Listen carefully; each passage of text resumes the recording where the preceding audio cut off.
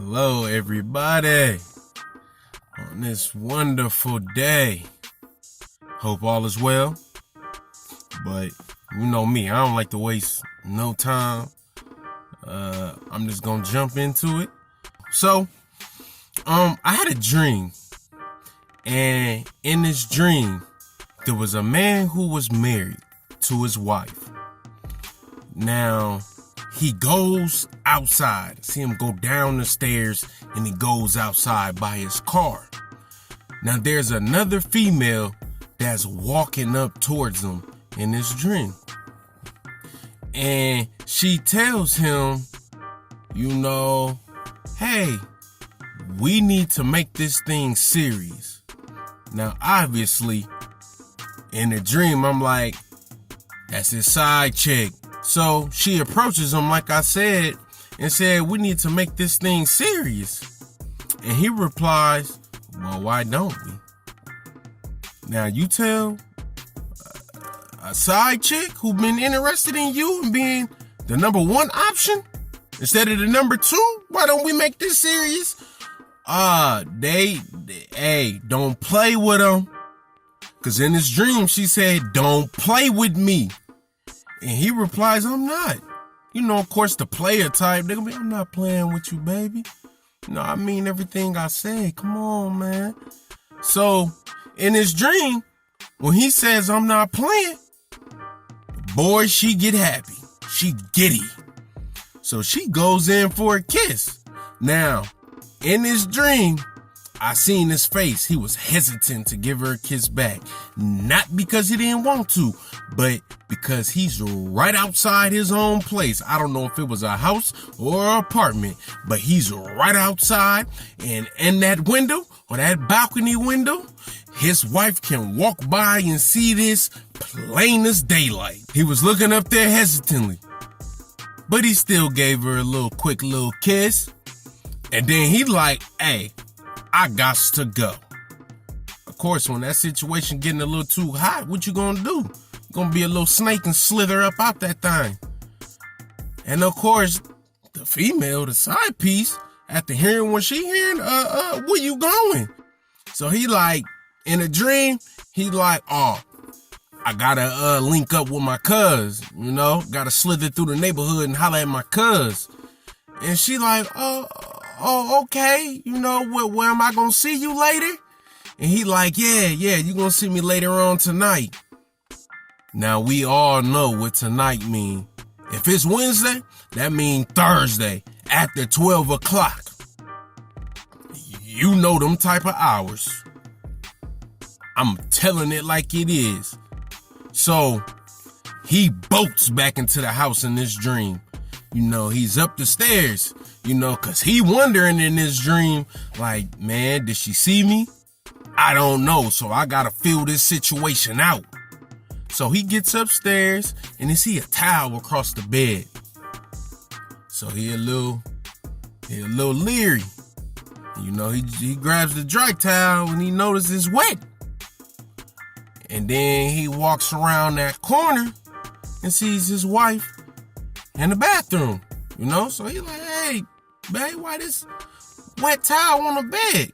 And she's like, because I just got out the shower.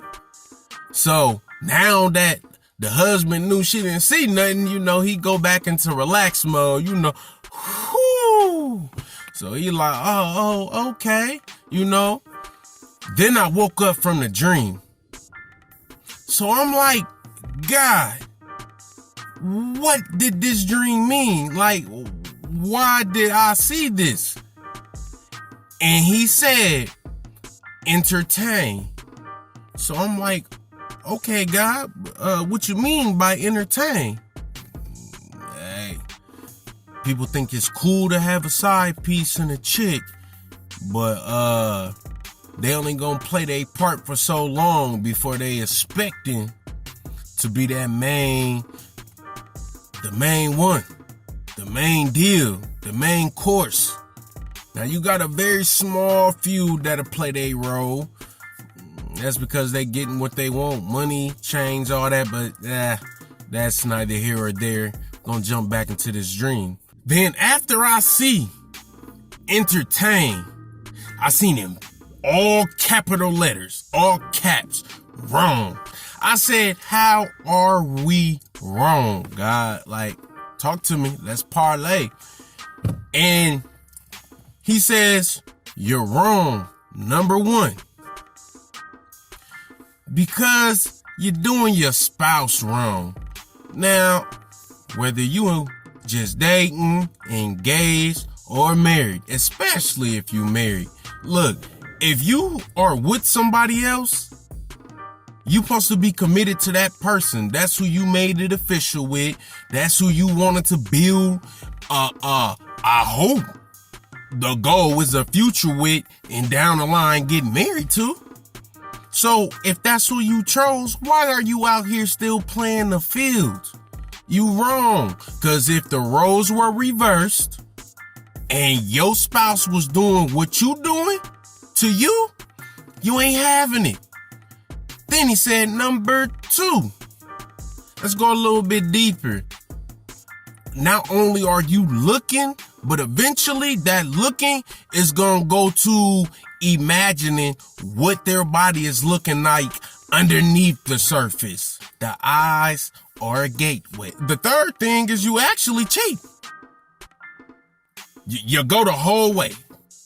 Like, forget it. Yeah, I got this one, but I got to have that. I got to have him. I got to have her. So you go the whole way now. It starts from looking.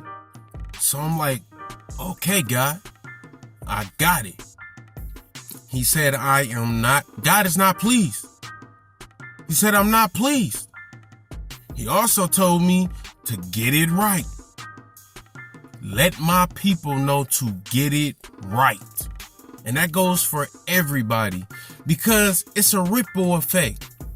So let me paint this picture. Most of us are either married or in a committed relationship with another person. Now, somewhere on down that line, for whatever reason, we see something or someone that we like. And when we see that, if that person starts to give us play, then we entertain that person.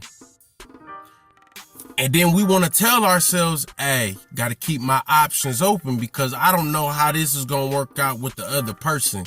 When that's not the case. The truth of the matter is you want to entertain this new person to decide whether you should stay committed in this relationship that you are in or trade it in for this new person that you're infatuated with or feel like they can offer you something new. The grass is not always greener on the other side. Let me help out some of us for the folks that's willing to listen. Since you want to trade in what you have now for what's new, let me help you and explain how this works. For whatever reason, if he or she is nagging, he or she can't cook that good, he or she don't bring in that money, he or she don't look as good as this other person to you, you trade in what you have for what you saw. That eye gate. That eye gate will get most of us in trouble. I'm telling you now, what you see is not necessarily what you need to have. Let that sink for a second. But since you want to do that and you trade your old thing for that new thing, this is what's going to happen. You're going to find out that the grass is not greener on the other side. So it's fun. It's fun when you get something new. You get to learn in it. You get to learn in how they work, how they operate, what they like, what they don't like, what's new, what's fun. Newsflash, what's new eventually becomes old. And once that new thing that you have is no longer the hot thing of the week, the hot thing of the month, you gonna sit back and be like, my God, why did I trade in what I had for this new thing? Because she or he ain't worth a quarter. They don't push me. They don't motivate me. They don't push or motivate me like what I had. Newsflash. You can't get what you had back. Once you trade in something old for new and that expiration window is up, you're stuck with what you have. Now you gotta deal with it. You gotta deal with that person you with now, all because you wanna go off of the look test instead of seeing, hey, this person that I have is pushing me like no other. They believe in me like no other. Looks will fade away. You ain't always gonna look the way you do. Then what you gonna have? Cause if looks is what you basing everything off of, you're gonna fail. You're gonna be miserable if that's what you base things off of. Stop being so materialistic and get with someone who offers you substance, someone who speaks to your soul, someone who wants to elevate you to get further than you are.